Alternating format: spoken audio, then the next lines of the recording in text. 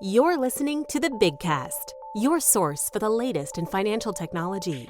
Brought to you weekly by the Best Innovation Group, with your hosts, John Best and Glenn Sarvati. Welcome to another edition of the Big Cast. My name is Glenn Sarvati on behalf of the Best Innovation Group, where we like to do cool things with financial technology. And let's see, I have been back from Money 2020 now for, 4 days? 5 days, and I'm still tired. For whatever reason, it felt like even more of a whirlwind than usual.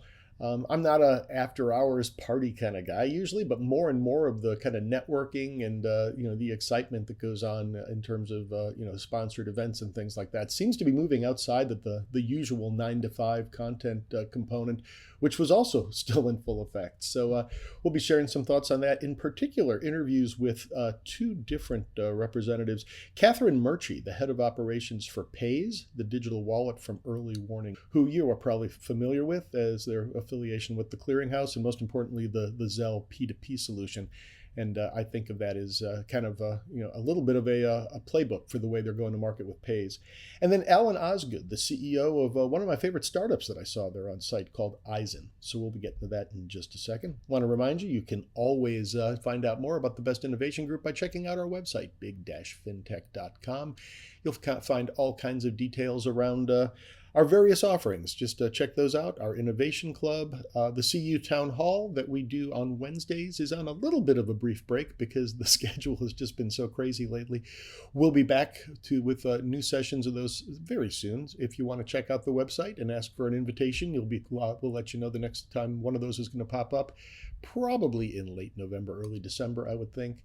And while you're at it, you can go back and listen to our most recent town hall on Fraudapalooza, as John Best tried to unpack all the nonsense going on in the fraud world these days and what it means for credit unions. So I went to Money 2020 with a to-do list, a couple things that very much at the top of it, and I managed to check them off, which I was very happy about.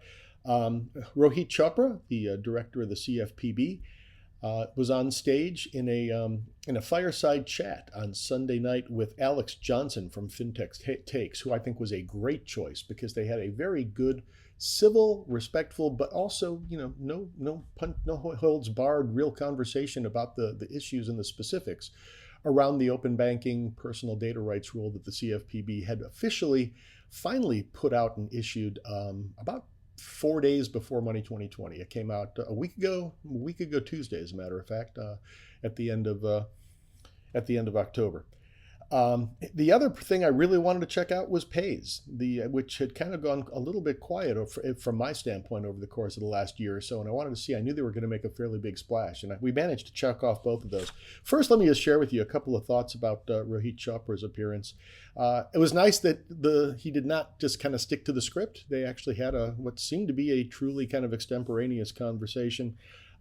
He did acknowledge that there's already been a lawsuit filed against the final rule the CFPB has put out on Section 1033 for the geeks out there who think about it along those terms, and I count myself among you. Lawsuits already been filed by the Bank Policy Institute, which he was somewhat dismissive of. His comment was, "I've not read it, and I doubt that they read the rule before filing it," which I think is a fair statement, given that the lawsuit was filed, I think, all of about 4 hours after the rule was issued, and the rule runs 594 pages. So take that as you will, but I'm sure there's going to be lots more litigation and controversy and whatnot as we go forward. A couple of other things that popped up on there. One of the things people have been waiting for is to understand what API standards were going to be put in place to help govern the way that we can move this data sharing across the thousands of institutions, nearly 10,000 between banks and credit unions in this country. And so far, there haven't been any, approved, anointed, validated from the CFPB saying this is the way you can do it. This is one of the standards that you can use. A lot of conversation around FDX, the Financial Data Exchange, where it seems to be kind of to some extent, the leader in the clubhouse turn, for lack of a better way of putting it, that might be the one to go with. I thought the wording was interesting about the way Rohit Chopra talked about that. He said, again, this is a quote, "We need to kick the tires to make sure the standard setting organizations aren't rigged in favor of certain players." emphasis on the word rigged. I think it's really interesting that he chose that word. He's not saying they are rigged. He wants to make sure they're not. I'm just going to state a few things factual, and I'm not making any suppositions, but this may be where he's getting those concerns. FTX did just name a new head, a CEO, and he is a veteran coming directly from JP Morgan Chase. So from an optics standpoint, that may be part of the issue. And that happened, I think about 3 weeks before the rule was issued. Then, interestingly, the day after the rule was issued, the Financial Data Exchange named a new co-chair, Jane Barrett of MX, which is, again, from the fintech industry, co-chairing the organization along with somebody from TD Bank. So the representation on the board of FTX is fairly well cross-distributed between U.S. and Canadian banks, financial institutions, all big ones. And the Consumer Reports is on there, so that you cover that piece. And then a bunch of fintechs. I don't see a lot of representation of smaller institutions, whether they're community banks or credit unions. That may be some of the issue that they're referring to, that in terms of their concern. And the other piece of that, again, would be, it's one of those weird ones. If you have two standards, do you have a standard? But on the other hand, if you only name one standard, is the CFPB playing kingmaker? So it's a little bit of a sticky situation there. Another piece that came up, one of the things that's not in the final rule at this point is a way, basically a protocol for dealing with fraud and who's left holding the bag on these things. And the question again comes back to, are financial institutions obligated to share data with suspicious actors if they get what looks to be a valid approval from their customer? Again, a quote, "I do think there's a place where FIs should be able to deny a suspicious request. Expect to hear more from us on this." Not really sure what that means. They just issued a 594-page rule. I think we do need to hear more from the CFPB on that. Let's find out. Hopefully we're going to be hearing more. I'm not sure in what form or fashion. Something else to watch for. So I had written a blog. This was mainly written before Rohit Chopra's conversation at Money 2020. Managed to work in just a little bit of reflection on that. We'll post a link to that one in the show notes as well. But getting on with our interviews, as I said, Pays was one of my top to-do items in terms of getting to the show here at Money 2020. They've really begun their marketing blitz now. And I think I mentioned in the interview that the evening before I talked to Catherine Murchie, I happened to see a commercial for Pays on the World Series. So, I mean, I think that was a kind of a late ad that they managed to get onto the agenda. And it refers to the way to pay through your bank or credit union. They literally said that in the commercial, which again kind of ties to the approach that they've taken with Zelle. We had spoken with the former managing director, James Anderson of Pays, back in June of 2023. You can go back and listen to that one in our archives if you like. But I think a lot has happened since then, and it was great to get a refresh. And as I say, they made quite a splash, which you're going to be hearing about here in my conversation with Catherine Murchie. It's finally getting a little bit quieter here on a Wednesday morning at Money 2020. I'm here with Catherine Murchie, who's Vice President and Head of Operations. Well, the business card says Pays, and the brand says Pays, but you are also with Early Warning, who are the providers of Pays. Yes, right, so, yes. And let me say that the Pays booth I saw had the longest line, with an asterisk because you had a little bit of help because you had a certain running back named Emmitt Smith that came and signed autographs. But you guys attracted a fair bit of attention with that. And obviously the product's rolling out. I saw the ad on the World Series last night too. So lots of attention. Yeah, we're super excited. We've got a lot of great momentum going on. We were pleased that people are interested in it. We recently announced that we had provisioned more than 125 million cards. Now, when I hear the word provision, I think of that as being fairly technical. Basically, auto-enroll is another way of saying it. I mean, they're already available to be activated. There's not an activation process or an enrollment process that a cardholder has to go through. Is that a fair way of saying it? Think about it this way. So they're making it available for you should you want to activate it. And so but the activation is very quick. The activation's very quick. You don't have to enter the numbers and all that stuff. Nope, you don't have to do any of that. Like the bank does all the heavy lifting for you. All you have to do is go into either your mobile banking app and authenticate through your mobile banking app and activate the card. Or you can go to pays.com and activate it that way. A lot of people are going into their mobile banking app, but you can also, say you run into Pays at one of the merchants that are accepting it, it'll redirect you to pays.com for you to authenticate and activate the card there. And once you do it once, it's there. So maybe just to back up a little bit, and I used this comparison before, and it sounds like you're not opposed to it. Early Warning is also the company behind Zelle. Correct. A bank-owned consortium, and I think to some extent of Pays as being kind of what Zelle is for P2P, Pays is doing for online payments and digital wallets. Is that reasonably fair analogy? Offered through the banks, and I'll let you take it from there. It's your offered interview, through offered through the banks from a consortium. So Early Warning as a consortium is the same consortium that's offering Zelle. There's some differences though. So Pays is obviously based on credit, being able to use your credit and debit at the point of sale. Right. Zelle is for person-to-person payments.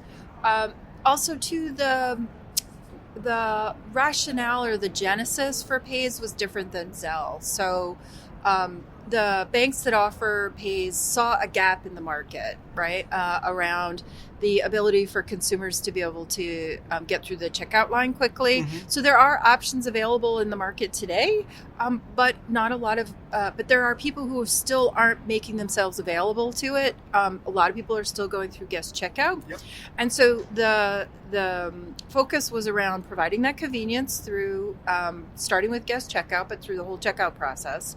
The security, right? Tokenization is one of the key elements of Pays, but then also the privacy, and that is a key difference. You don't ever, and that could be one of the connection points that you were just making to Zelle, is you're never giving your information to someone else that stays with your bank. You've never left the bank's sphere from that standpoint. And I wrote down, because you were on a panel yesterday talking about this as well, and one of the things, and I think you just covered all three: convenience, security, and privacy were kind of the attributes that you saw a gap in the market that you wanted to address. And then on the merchant side, it's lower cart abandonment, which is absolutely kind of their holy grail.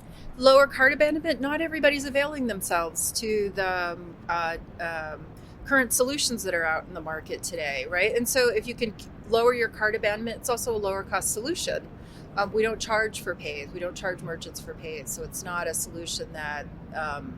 unlike some of the other ones that they don't have to pay. So just to be clear then, they still obviously pay whatever interchange rate is on the card, but there's no add-on fee because they're using this set of rails or this interface. There's no cost for the interface. Got it.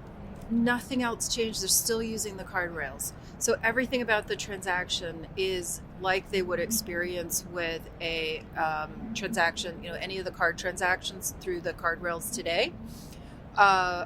One of the other differences is they're tokenized. So if somebody they're reducing the number of transactions that are going through their checkout that are not tokenized. And one of the challenges in this kind of a market is always the two-sided network effect. You've got to get the consumers there, you've got to get the merchants there. Now, I think one of the things that when the same kind of power that Zelle had with the banks, the number of issuers and the cards that are represented. You've got, I think you said 125 million cards are basically, preloaded, provisioned in there to do. Yeah. So that's what we announced. We did a milestone announcement, but the reality is there's more already available today. And I think you mentioned it'd be like you're expecting 150 by the end of the year? By general availability, by the end of the year, all the 7 owner banks are almost done provisioning all their cards, and so that's what we're expecting by the end of the year. And just to be clear, when we say provisioning all their cards, that's debit and credit? Or? Correct. Okay, so Correct. Everything across the board. Everything across the board, yes. And so, but it isn't limited to just the 7. I wanted to get into that in terms of the 7 owner banks. That's your go-to-market, but that's just the phase 1, and then you roll it from there. And that's why we keep saying this is early days, because we're starting with the 7 owner banks, but credit unions are also coming on board. We have other banks that are coming on board next year that we're working with today. We just can't announce who they are. Looking at the other side of I was going to say the merchant side is obviously just as important, but I know you mentioned a couple of marquee names. I mean, you mentioned Sephora, 1-800-Flowers, and I know Fanatics was on stage with you. I guess they're not live yet, but that's another kind of marquee name. Coming soon, yes, Okay. absolutely coming soon. And we're really excited about that. But other ones like Party City, Harry and David, if you've ever, Oh, yeah. Yep. So great for the holidays. So if you're coming up for the holidays, great merchant to try. And I mean, what I remember hearing earlier is, I mean, I've seen that you have thousands or at least over 1,000 merchants. A lot of those are, you kind of started at a local level, right? You kind of started in a couple of markets. So you have a lot of mom and pops too. And just again, to clarify, this is not for point of sale. This is solely for digital checkout, correct? It's to solve a digital checkout. Yeah, it's that the opportunity there is just for e-commerce. So we're just focused on e-commerce. We did start the rollout of the provisioning of the cards based on certain geographic areas, but it's nationwide now. Yeah. And all of the marquee merchants that I mentioned are all nationwide. We say that we have thousands of merchants because we are working with these integrators that are enabling the smaller businesses. Got it. Right. You're just more likely to bump into in this early stage one of these marquee merchants, and we have a campaign that we started in the early part of September, be running to the end of the year, and so you'll start seeing, you'll see a lot of these names, and also too, if you go on the website, you'll see a lot of these. I don't know, maybe this is maybe just the way I think about it semantically, but when I think about a digital wallet, and this came up with another interview that we did here as well, I think of something that you go to the App Store and download on your phone, and it's actually resident, you get an icon on your screen. That's not what this is, right? It really resides, behind the scenes or at the checkout point. Yes, it's an online checkout solution.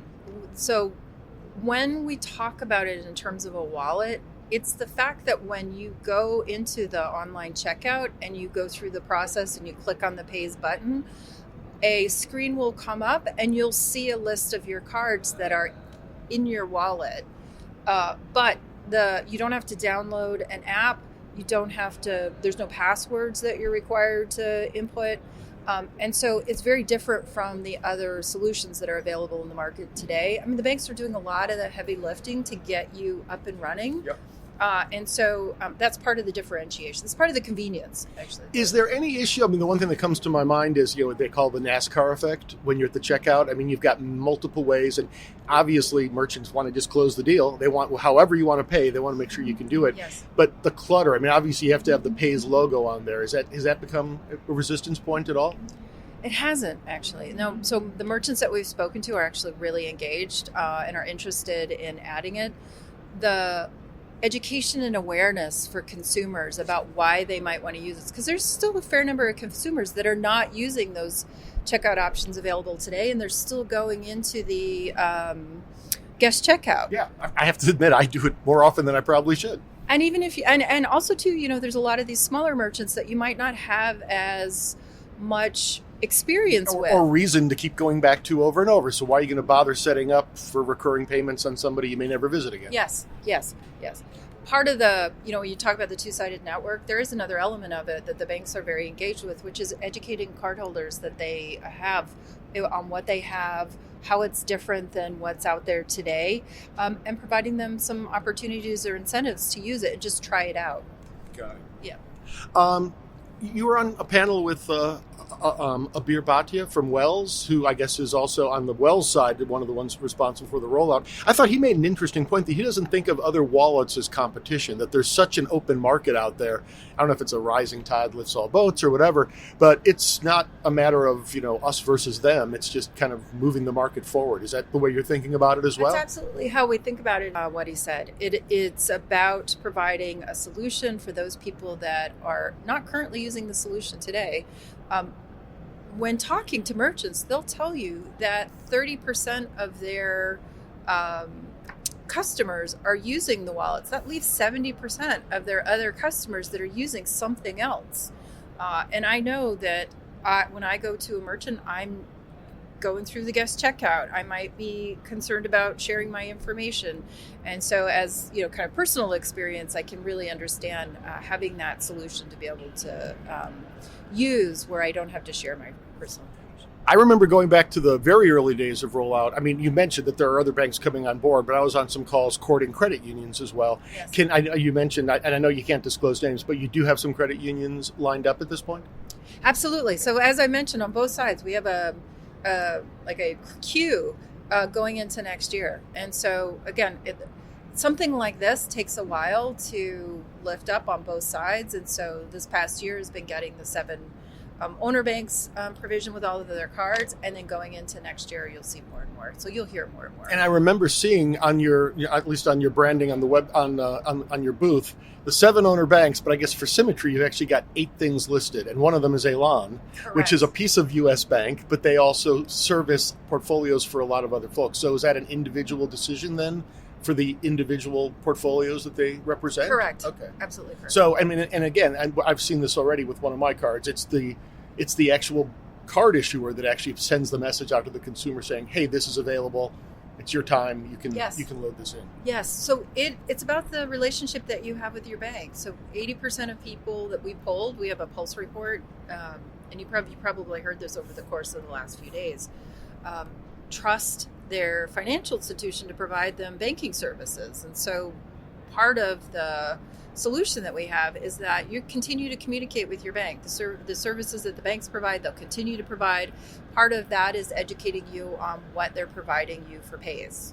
So I guess from the what to watch for next kind of category, I mean, like you're advertising heavily, you got the World Series ads, things like that. You're talking about a lot of stuff coming in 2025. Is that kind of watch the space from that standpoint? Absolutely. I mean, we talk about the fact that it's early days, we're still growing, more issuers are going to be coming on board, more merchants are going to be coming on board. You'll see more around awareness. Part of what Pays is doing is generating awareness with all the ads that you just remember, the advertising campaign. So more of that will be coming into next year. And then more and more issuers will be communicating to their cardholders, and hopefully we'll see people trying Pays out. And if people want to find out more, I guess pays.com or any other good way for, a credit union or somebody who is interested in figuring out how they may participate? 2 ways, pays.com or go to your financial institution. I'm thinking if it is a financial institution listening, they'd be, just go out to the site and figure that. Okay. Absolutely. Wonderful. Catherine Murchie from Pays and Early Warning. Really appreciate you taking the time. Great update on what's obviously, like you say, early days and a long road and a very interesting one. Great. Thanks. See, and I got to say, I was really impressed with Emmett Smith as well. He did a great job. Well, like I said, there was a line running around the conference hall floor to try to get a photo with him. But more importantly, before the session where I saw Catherine speaking on a panel, he kind of gave a 5-minute start. And I always think, okay, here we go. We got some paid spokesperson who's got a couple talking points, a couple bullets they were given beforehand. He clearly spent some time on this. He clearly thought about teamwork, tied it into the fact that these banks are working together. And he was not reading from a script. He clearly had done his preparation. I was very impressed with that. Always was an Emmett Smith fan. Made me think even more highly of him in the process. Alan Osgood, the CEO of Eisen, was one of the 7 fintechs that Money 2020 put on stage as part of their startup spotlight, folks that they felt really stood out as part of what they see as kind of the next wave of potential innovators, disruptors out there in the space. And I thought it was great the way Alan put this. The phrase is cheap mint will not make you a whole lot of friends at cocktail parties. So I love the fact that with everybody else talking about onboarding, they've actually coined the phrase offboarding, which can be pretty darn important. So let's jump in and say a little bit more about it after the fact. But here's my conversation with Alan Osgood. I'm here with Alan Osgood from a company called Eisen, relatively new. I guess you're about 2 years old, roughly? 2.5 at this point. You were one of the companies that Money 2020 put on stage as kind of the 7 startups to watch. I also saw you at Finovate a couple months ago, but for whatever reason, this was the time that wow, this really stood out to me. Thanks for taking the time. I think right off the bat, it's such an interesting angle to kind of think about. Everybody's so obsessed with client onboarding. You're going after offboarding, which I think is a pretty interesting idea. Can you talk about the whole notion of dormant accounts and what you do when somebody sets up and then doesn't do anything with their account? No, absolutely, Glenn. No, I appreciate you having me. So it's been a busy fall. We went to Finovate and we kind of premiered what we call our account offboarding platform. So outreach, reaching out to customers to let them know that their account's getting closed, disbursement, an attempt to reunite people with their money directly by sending them the payment, and then escheatment. Achievment's one of those words where you walk into a room, and if you get 2 out of 10 people to know what you're talking about, you're in good shape. With this audience, but here, you're probably getting it. You're probably getting above 2. In a general audience, if you get 2 out of 10, you're hitting a home run. Yeah. Well, I had someone at one of these happy hours be like, I don't think you should talk about Achievement like that. I was like, I appreciate you trying to give me cocktail happy hour tips. No, but so for us, we really think about the world in 3 use cases. There's dormant accounts. This is in the U.S., every state has different rules for what constitutes dormancy. And right off the bat, every state, that is one complexity. Every state, insane. immediately. Yeah. So, and it's not just state, it's U.S. territories, it's D.C., so you end up looking at 56, 57, 58 jurisdictions that you got to make sure that you understand the rules for. And so what we've seen is that as people get into regional banking, as people go into partner banking, as soon as you have customers in a state, it's the state where the customer lives where the laws apply. Mm-hmm. And so if I'm offering a Cash App style program, I now have I'm potentially having customers in all of those different places, and I'm going from my local community set of regulations and requirements I need to deal with to a nationwide project for unclaimed property. And so Achievement is, and where we add the value on the Achievement Hub side, is being able to take the set of accounts that come through the bank, come through the bank as a service layer, or straight from the fintech, and analyze them against the set of state rules that apply. So instead of the small team of compliance folks at these banks needing to understand the nuances and reporting timelines and due diligence letters and all the complexities that go into Achievement, we can handle that for them so they get compliant and the customers ultimately get their funds back.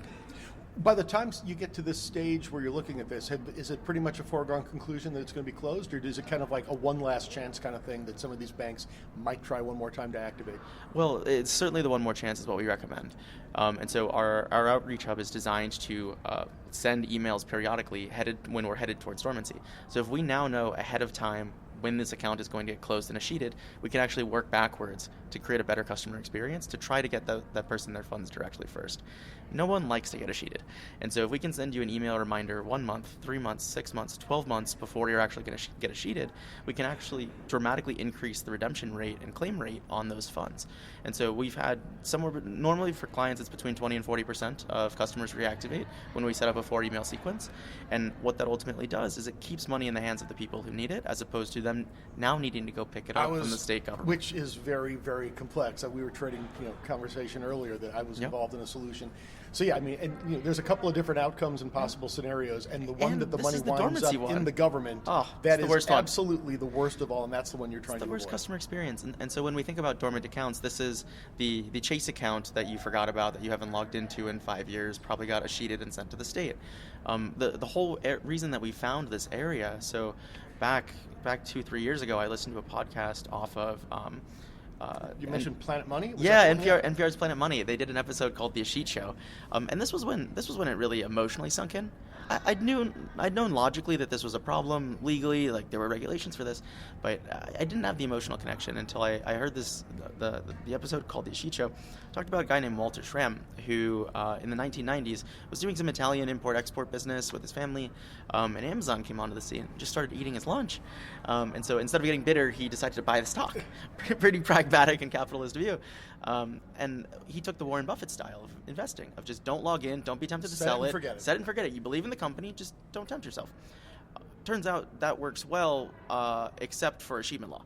And so you fast forward until, so I think he bought it in the mid-90s, and then he went to retire in 2018, 2019, and he'd been tracking in a spreadsheet, thought he'd gained hundreds of thousands of dollars in appreciation after Amazon's meteoric rise over those 30 years.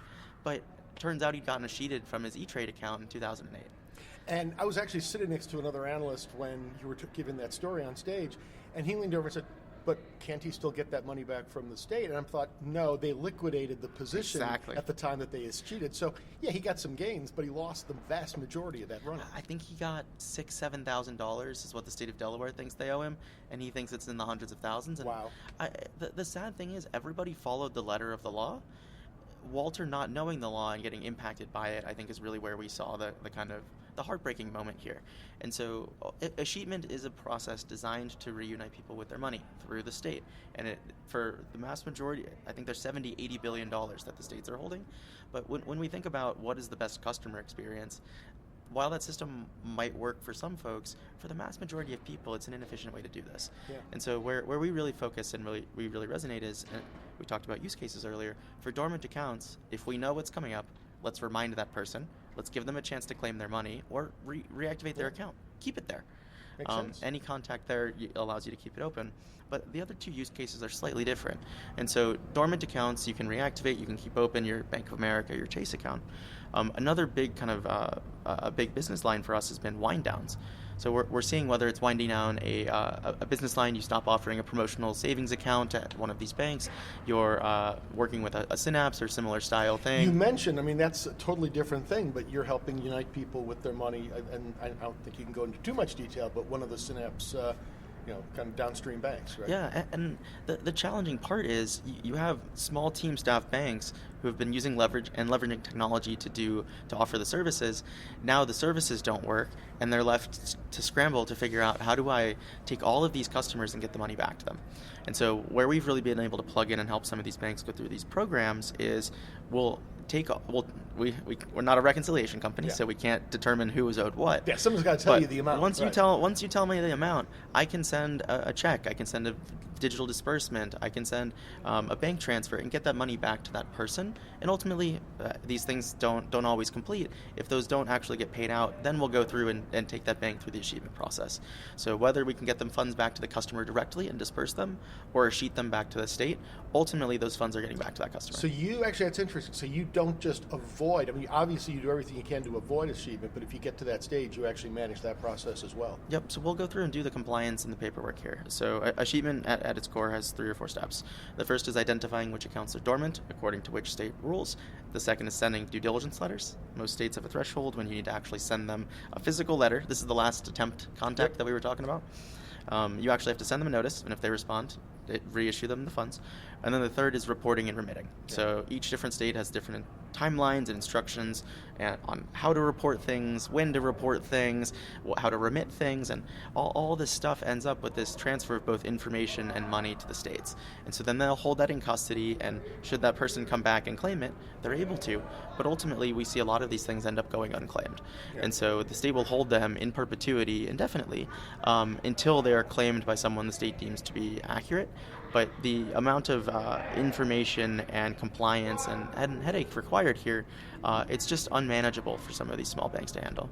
So you're working, when you mentioned small banks, you're working with banks, credit unions, fintech providers? I mean, you've got a sampling of different types of clients? Absolutely. So we've seen really 4 industries kind of resonate. So banks have been the biggest one, so helping with the compliance angle for their teams and their accounts.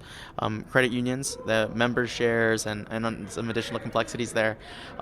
Interestingly, large corporates that send a lot of high volume of checks. So when checks go stale, those things are now either getting reissued or escheated. There's really only 2 paths. And then finally, and this one's been a really interesting one, but title and escrow companies. So when you go through, you have a bunch of different different payments kind of get sent out on the other side. But just a little remaining balance. It's a little remaining balance. But it's escheatment's one of those things that pops up all over the place, and obviously fintech. I skipped one there, but working with some of the name brand fintechs that we like to read about to actually go through, analyze their accounts for dormancy, and go through and escheat them. But if you think about what happened with fintech, you saw this 2017 to 2020 VC dumping into going and growing the business at all cost. Fast forward 3 to 5 years, which is the dormancy period for escheatment state laws. There's a lot of stuff. There's a lot sitting out there. We jokingly call it the mass escheatment wave, where you saw all these onboardings happen and these user numbers grow. Now you have the kind of hangover effect that's kicking in on the dormancy period on the other side of that. And so fintechs that have succeeded are going through and hitting the dormant account use case that we talked about, and the fintechs that didn't succeed are hitting the wind down use case. I'm just thinking, we talk a lot about the great wealth transfer. Now we have the great achievement transfer going on at the same. Wow. So if people want to find out more, what's the best way to do that? Best way is check out our website, witheisen.com. With E-I-S-E-N. With E-I-S-E-N, or shoot us a note at contact@witheisen.com. Great. Alan Osgood, CEO of Eisen. Thanks so much. Fascinating stuff. Thanks. Thanks, Glenn. Appreciate it. So a couple things on this. As I mentioned, I knew that as soon as I heard Eisen's name, I was like, I've seen them before. I couldn't remember where. It was really bugging me. And then I discovered that they were actually on stage at Finovate Fall in September. And I got to be honest, for whatever reason, they did not make a significant impression on me there. I look back to my notes. They were perfectly favorable, but I really didn't have them on my short list as I thought about who I was going to vote for Best of Show. After seeing them here, I don't know why. And in fact, I'm going to include the link to their demo from Finovate. It'll be in our show notes again. You can freely watch that at the Finovate site, which really kind of gets back to the point I've always wondered about is, in any kind of situation, whether you're watching Finovate, whether you're a venture capitalist, I mean, it only takes one is the way they kind of put it. You have to talk, I've heard, comments that you may have to talk to 1,000 potential funders before you find somebody who believes in your idea. And it may be that same funder that you just caught on a bad day. I don't know if they were just kind of buried a little bit too late in the day when my synapses were not. Oh, I probably shouldn't use the word synapse in a fintech standpoint these days. But my brain synapses were not maybe firing quite as well as they should have. But for whatever reason, I really like this idea now, and I appreciate Alan taking the time to talk. We've got one of the other of the standouts next week we'll be talking to as we do part 2 of our Money 2020 coverage. And then a third one that was on stage was CaseApp, which we spoke to back in April. They were the winners of Nacuso's Next Big Idea competition. And kind of further progress from them, they just closed a $9 million funding round as well. So great news and congratulations to some folks that both Nacuso and Taking a Bow for the Big Cast identified fairly early on as somebody to watch and getting more validation here in the marketplace. With that, I think we can put a bow on the most recent episode of the Big Cast. Again, my name is Glenn Sarvati. You can track me down via my firm 154 Advisors, and you'll find us either on LinkedIn or X. You'll find the Best Innovation Group at big-fintech.com. You'll find them on LinkedIn or X at Big FinTech, or our Grand Poobah John Best at JB FinTech. We're back here with new content every Tuesday afternoon. If you like, subscribe, whatever you do, wherever you pick up your podcasts, which you can do on our website, or you can find us on Amazon, Spotify, Apple Music, etc., etc. Please check in, and if you do a like, you'll be reminded when you've got new content to check out. That new content next week will be part 2 of our background on what we thought was the most interesting, and I've got a couple of really interesting ones, I think, just like this week from the floor of Money 2020. Next week, if you are going to be at the Venture Tech Conference in Frisco, Texas, be sure to say hello. And if you're not familiar with it, you may want to check out myventuretech.com. I think there's probably still a chance you could get down there for just outside Dallas for the festivities, November 12th through 14th. I believe there's about 35 fintechs you'll get to see on stage there, and a nice good conversation with a whole bunch of the credit unions that are the most interested in looking into these cutting edge and kind of market ready solutions. With that, my name is Glenn Sarvati. Again, as always, I thank you for listening. Hope to see you soon. Check back each week for the latest from the Big Cast. Or better yet, we hope you'll consider subscribing for free via Spotify, Stitcher, Apple, or wherever you get your podcasts. If you have questions or comments, we'd love to hear from you. Tweet us at Big FinTech, email info@big-fintech.com, or visit us at big-fintech.com and click on the Media tab, where you can post a comment or check out our archive of hundreds of past episodes.